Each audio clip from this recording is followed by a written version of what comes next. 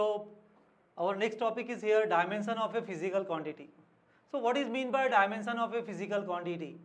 हमने बहुत सारे फिजिकल क्वांटिटी के बारे में पढ़ा, हमने डिराइव्ड फिजिकल क्वांटिटी के बारे में पढ़ा, हमने फंडामेंटल फिजिकल क्वांटिटी के बारे में पढ़ा।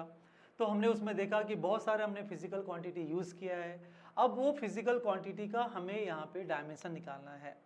तो सबसे पहले क्वेश्चन अराइज होता है, what is mean by dimension of a physical quantity?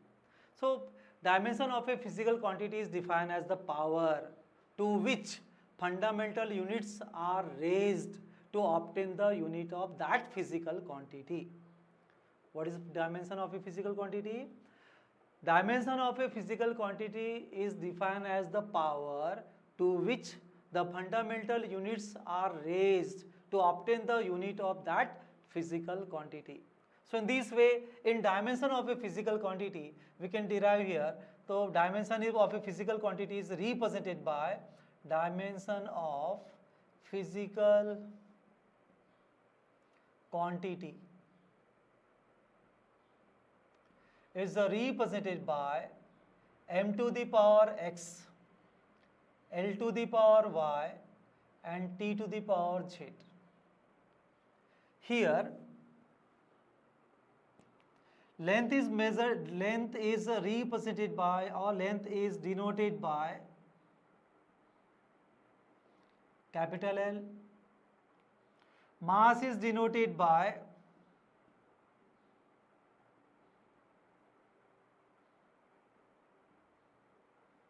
capital M. Time is denoted by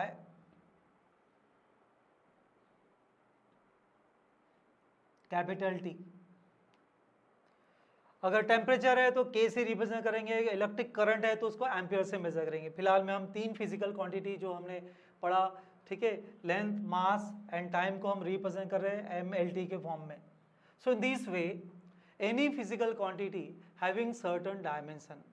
तो यहाँ पे हमने आपको डेफिनेशन बताया कि जो भी डायमेंशन, हम किसी भी फिजिकल क्वांटिटी का डायमेंशन निकालेंगे तो वो डायमेंशन उस फिजिकल क्वांटिटी में उसके डायमेंशन को हम उसके पावर से रिप्रेजेंट करेंगे कि कितने फिजिकल क्वांटिटी उसमें हमने यूज़ किया है। तो नंबर 1 मैं यहाँ पे यूज़ करता हूँ, एग्जाम्पल हमने लिखा नंबर 1 एरिया।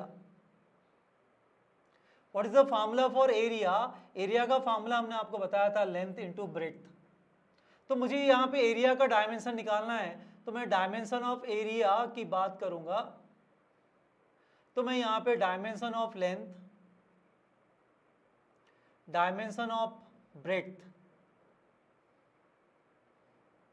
तो मैंने यहाँ पे आपको बताया length is measured by capital L, तो dimension of length is represented by capital L। Breadth भी लेंथ है, उसको भी हम L से रिप्रेजेंट करेंगे। तो इस प्रकार से यहाँ पर एक लेंथ हुआ, यहाँ पे एक लेंथ हुआ, तो ओवरऑल यहाँ पे L1 हो गया L स्क्वायर। लेकिन dimension of a physical quantity is represented in terms of mass, length and time. तो यहाँ पे मास तो नहीं दिया है, लेकिन हम इसको मास के फॉर्म में रिप्रेजेंट करना है, तो m0 L2 t to the power 0। So in this way dimension of area is represented here, dimension of area is represented here m0 L2 t to the power 0। Now number 2 is here volume। So volume of any physical quantity, it can be measured by length into breadth into height। अगर मान लो spherical body है तो वहाँ पे 4/3 पाई are cube आएगा, तो वहाँ पे भी आर क्यूब हो गया, तो लेंथ 3 लेंथ वहाँ पे भी हम यूज़ कर रहे हैं, 3 बार रेडियस यूज़ कर रहे हैं। तो इस प्रकार से यहाँ पे अगर मुझे इसका डायमेंशन निकालना है तो dimension of volume is equal to dimension of length, dimension of breadth, dimension of height. तो यहाँ पे L1 into L1 into L1, length is measured in L1, breadth is measured in L1, time height is measured in L1। So इस प्रकार से L1 कितना हो जाएगा L to the power 3। So in this वे यहाँ पे वॉल्यूम में मास होता नहीं, लेंथ दिया हुआ है और टाइम होता नहीं, तो जो नहीं है उसको हमने जीरो रिप्रेजेंट करना है। Any value having power zero that is equal to 1। So in this way dimension of volume हमने निकाल लिया m0 L3 t to the power 0। इस प्रकार से हमने यहाँ पे कोई भी फिजिकल क्वांटिटी का अगर हमें डायमेंशन निकालना है तो हम इस वे से निकाल सकते हैं। उसके बाद में हम नंबर 3 लिखते हैं density.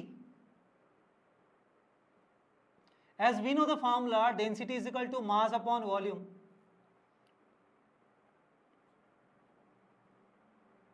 Just a second. So therefore, dimension of density is equal to dimension of mass upon dimension of volume.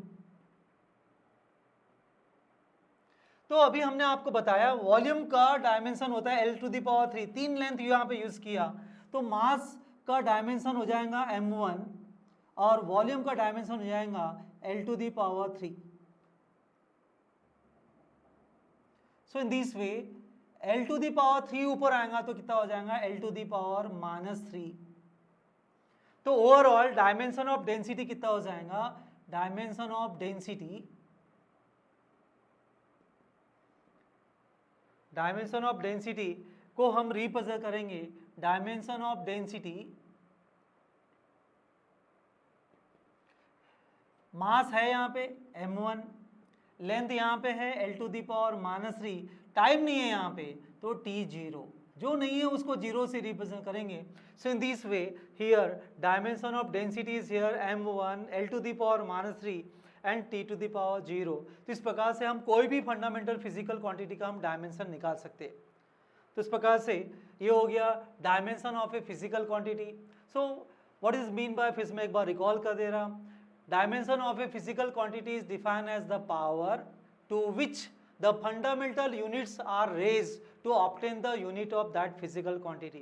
अगर मुझे यहाँ पे कोई भी फंडामेंटल फिजिकल क्वांटिटी है और अगर मुझे उसका डायमेंशन निकालना है तो उसमें कितने फिजिकल क्वांटिटी हमने यूज़ किया है उसको हम पावर से बढ़ाएंगे। जैसे यहाँ पे एरिया दिया है, एरिया में 2 लेंथ यूज़ किया तो L2 आ गया, वॉल्यूम में 3 लेंथ यूज़ किया तो L3 आ गया, डेंसिटी में हमने यहाँ पे एक मास और 3 लेंथ यूज किया करके यहाँ पर m1 L to the power -3 आ गया। लेकिन हमने डायमेंशन को MLT के पैटर्न में रिप्रेजेंट किया है तो जो फिजिकल क्वांटिटी नहीं है उसको हम यहाँ पे 0 से रिप्रेजेंट करेंगे। So in this way dimension of a physical quantity is defined as the power to which the fundamental units are raised to obtain the unit of that physical quantity. तो इस प्रकार से ये हो गया हमारा dimension of a physical quantity।